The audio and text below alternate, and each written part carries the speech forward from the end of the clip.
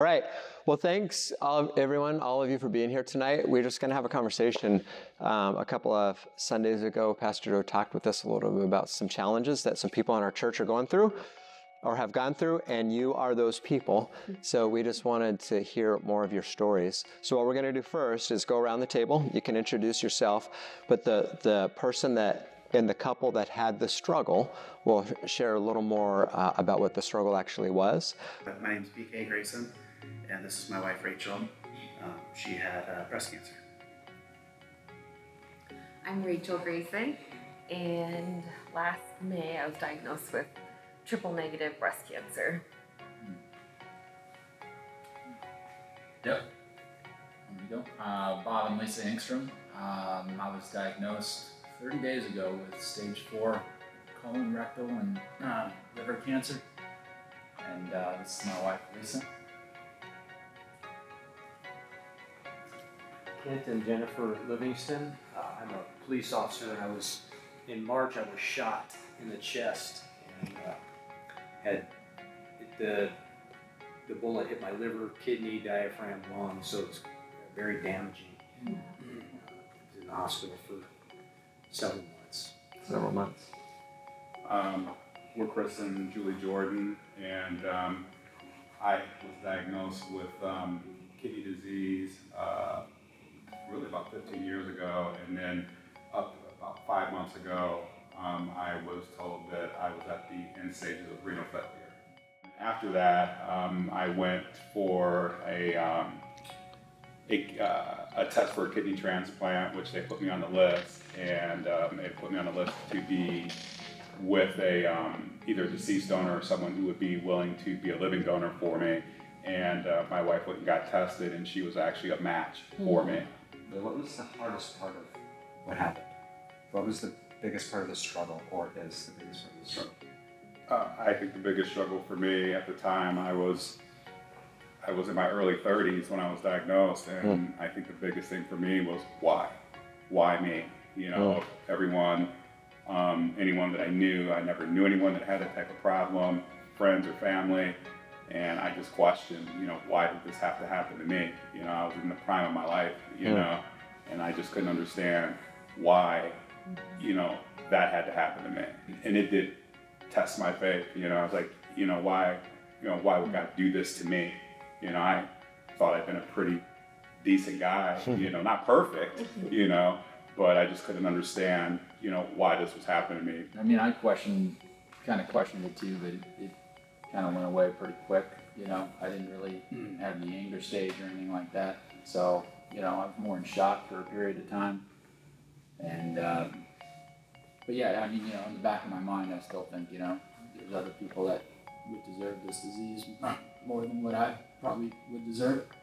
So my mom had the same, so we have a genetic mutation on the breast cancer gene, and so my mom had it 6 years before me. And so when she went through it is when I really went through the whys. My mom and dad, I really like them a lot. Right. And so they're very special, close people in my life. And so the why was then. That was my big why. And then the day my mom finished chemotherapy, my dad was diagnosed with cancer. And I was with them at the appointment. We didn't have children yet, and so I went with them. And so my big whys were then. Okay. And then so I feel like God kind of used those to prepare me, like 6 years later, so that when I was diagnosed, it wasn't so much the why, but more I knew He'd be with me. But I did go through the big why then a lot. With your parents, you're yes. saying? Mm-hmm. Yeah. The times that I questioned why were, God, why aren't you taking care of this part of it? Not why did I get shot? There was never that. And I don't know, we haven't talked about that part. Did you have any times when you wondered why? Of course, yeah. Why? We had just been married for only 4 months. Wow. So we're still in that first year of marriage. Wow. Okay. And we're in the hospital. So. Right. Yeah. But through this process, I mean, we've seen like a lot of godly things happen. So, I mean, there's probably the why right there in our life, and just being married short 4 months, and then dealing with this, it's been overwhelming, but brought us closer to God and together. So Bumped into one of the doctors in passing, and he said, we didn't expect him to make it here, here, here, and we never knew any of that. They can't tell you that. Wow. I never questioned, she never questioned the will to live, to fight through it. You know, I never thought I'm gonna die. I mean, if I did, I'm like, I'm gonna wake up in heaven. It's gonna stink for her because, you know, I'm leaving her. She hasn't got the best part of you yet. It's only been 4 months. Well, that's, you know, exactly. So, you know, when I first got hit, I went, oh, she's gonna be so mad at me. he actually said that. Wow. So, How does trusting God come into your stories? I think that Julie played a big part of that for me, because she had went through an unexpected death of her father a few years before that, and she had gotten really close with God. She had gotten baptized when we were living in Colorado, and you know, I was going to church with her and everything, and you know, I was supportive of her, but it didn't hit me the same way that it hit her. So as I was struggling with things, she was always, you know, very faithful and praying, and my parents are very faithful, so they were always praying. So this was always around me, and it wasn't that I was dismissive towards it. I just hadn't really got to that point in my life yet. Did any of you ever have a time or having a time where you might fluctuate from trusting God to not trusting God? And then if you aren't trusting God or didn't trust God, what were you tempted to trust instead?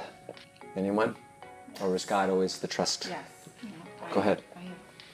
I've been in and out of that, exactly what you just described at first. When we first got the diagnosis at the hospital, it was a blow, but it was complete trust at the same time. I cried out to Jesus. I held him. I was bawling, crying out to Jesus, one hand around him, one hand up to heaven, and I just kept telling him, it's okay. It'll be okay. You know, God is here, Jesus, you know, we're calling out to him, and it'll be okay. And so that was complete trust. But I'll be honest, there were a few days in between these last 30 days that I did struggle with it. I felt like if I were to completely give over that trust, that would mean that God could do whatever he wants. And I know that's not rational. You know, I know that. I know what he does not depend which could on mean what I think and feel and want. It's from your his perspective, will. good or bad, Yes.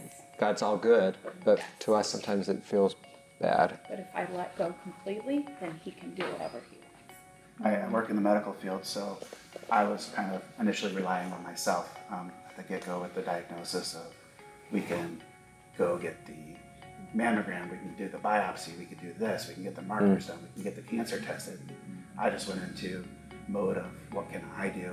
And I kind of lost focus of her needs right at the beginning of it, and focused on, this is how we're going to attack it from a medical point of view. And it took me a while to kind of step away from that and be there for her a little bit more emotionally, and realize that he is bigger and better than myself. you know, I was so drugged up for a long, you know, for the first month as a blur. But I remember when I started to be able to think a little more clearly, I'm like, I could start praying, you know, and it's as strange as that sounds. I would do little short prayers, but I couldn't hold a thought very long because of all the pain that's so when I decided, I'm like, there's a church that we go to, and these people can be praying for me. We've got to invoke that. We've got to reach out to them, you know, and there were never times of lack of trust, but I was angry about, God, why aren't you taking care of this right now? And so really, it wasn't that I didn't trust him, but it was just. Well, you sort of question it, right? Yeah? But you know, the prayer was as fervent as it ever has been. When you have nothing else, and I was grateful for that. I was grateful. God, I'm so glad you have me here. So let's talk about prayer. Let's start with you, because you did it kind of like a particular fervent kind of prayer. towards the end, Well, so to speak. we, there were times when I would be so frustrated, I would just cry out to God. Like I'd never had it. I prayed hard before, but this was the hardest I've ever prayed, as strange as that might sound. And literally bawling with her, holding each other. And it was like, this is so cool. It's hard, but it's so cool. And To be doing that together, to be calling out like that together. And we're new in Pretty our intimate, marriage, so, spiritually intimate. I mean, it was amazing for our marriage. Spending every minute of every day together. She started journaling, and because to try to keep track of all that stuff. What about the rest of you in prayer? How did you ebb and flow in and out of it? What was your prayer life like? The goods and the bads? The prayer part was my lifeline. God was so personal and real. It was unbelievable. Just things that were just beyond coincidences, from 2 separate devotionals and just crazy things. And like that's one of the biggest things through it. It was just like I want others to know him in that personal way, because when you taste it, and I mean I've grown up knowing the Lord and everything, so it's not like I was not walking with him before, but when kind of like what you guys were saying about when you have you're nothing on your own, and when he is your true everything, it was my lifeline, prayer, and just how much he showed up over and over and over again. So prayer has been, it's been a little bit of an up and down, but at first, when it first happened, I was praying hard in my closet, on my knees, calling out to God, by myself and on the phone with close friends. And even the night at the ER when we heard the news, that was my prayer too, is that every doctor and every nurse we encountered would see that God is real and see that he's mighty and that he would be glorified. And I testified to that ER doctor, and when the ER nurse walked in the room, we had a previous conversation. I knew she was a believer, and so I actually demanded her to come in this room, and we are declaring victory in Jesus over this man. And she came in and we prayed together. Same thing. Pray hard, pray hard, pray hard. But I've never prayed harder in my life. And it wasn't until I was completely at peace when, I think it was like day number 3, I was, still in a little bit of state of shock, and I was just pretty emotional that morning. And, I'm not normally a very emotional guy either. I've got a soft side, but I was just overwhelmed. And I just sat in my office and I just prayed, and I just turned everything over. Everything. I just gave it all to God. And I says, take all this on. I can't do it. It's in your hands. And from that moment, that was day 3. It's been 27 days. I have not thought about it one time. Have I worried about anything else? Because I know he's got it. Any part of your story, any part of faith, struggle, trust, prayer that you wanted to share with people? I think the biggest thing is you don't wish cancer on anyone, but Rachel had cancer, and I think it. Looking back now, I don't want her to go through it again, but it was actually a good experience because it drew me closer to her intimately and spiritually, but more importantly, I drew closer to the Lord as well through the whole process, and we to see the transition from the beginning of the journey to the end of the journey where we are now. It was truly amazing to say, she had cancer, she's a survivor, and we drew closer together as opposed to falling apart through it. And I'm very happy and thankful that she unfortunately went through cancer, but she went through it with the right attitude. So as of right now, the cancer is gone, but with mine, it's a very aggressive one, so you're not really until like 7 years, and even then you're still not fully out, but so anyway, what I'm trying to say is, the future is still unknown, but even with that, it is still a gift. And I want to live. I don't want to get it back. So it's not that, but it has just changed. It's changed me. It's changed, like you said, like each of our relationships with the Lord. It's changed my perspective on life. I feel like I'm a better mom. I feel like I'm a better wife. God used it to just break me and change me. And so even with like kind of more uncertainty for tomorrow than I've ever had in my life, I have more assurance for tomorrow than I've ever had, and I appreciate every single day more. So when I hear each of your stories, and I think about my little life, my run-of-the-mill struggles that test my faith and put my trust in God to the test, which is usually like about relationships or about people or job stuff, run-of-the-mill, low-grade, from my point of view to your point of view, low-grade things.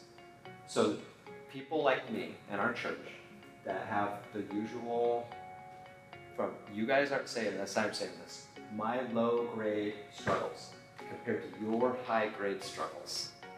What would you say to people like me that are having just usual kinds of struggles that are keeping us awake at night?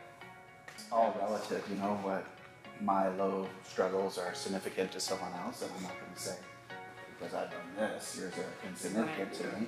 And to a lot of people, what we've gone through at the table would be a low grade struggle to what other people have gone through. So I think it's all relative, and it comes down to having faith in Him and relying on your church family for support and prayer. And that's what I think we're all here for. And to realize we can all reach out probably a little bit more and get outside our comfort zone. It's been amazing to see how our church family has come by our side through all of this. Yeah, I agree with that 100%. Yeah, I called it a speed bump, right? So you talk about big issues, little issues. I think my issue is just maybe a little bump in the road. Everybody has bumps in the road. And I struggle with the same things that other people do, and you just got to put your trust in the Lord and the people that you've surrounded yourself with, and the power of prayer to get you through them. So, yeah, it's a bigger issue having cancer, but, it couldn't be a whole lot different than somebody that's struggling with something else. It's still a struggle in life. Relying on yourself or relying on God. There you go. Your resources or His. Yeah, it's just a little bump. Listen to these situations and understand. I thought it's not going to happen to me. I've been in law enforcement for 24 years, right? But it can happen. But that's not the point. Is you don't have to go through something like this. Oh. Let these situations speak to you, and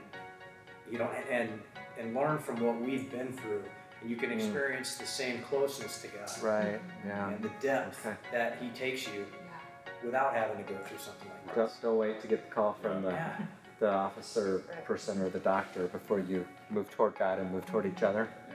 Yeah. What did this experience? Is it all 10? 10?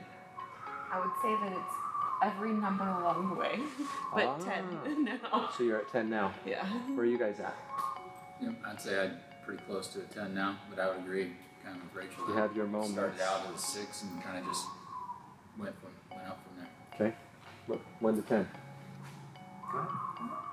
I would say 10, but I know there's another 10 True. waiting. Okay. We can always go deeper. Okay. He's Yeah, there's like a 10 and then there's so much more, and that's exciting. Okay. That is so exciting. Okay. 1 to 10. I'd say I was a 5, and at the end of my journey, definitely a 10.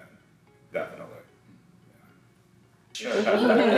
Relax. All right, taking a break. Amen. Thank you.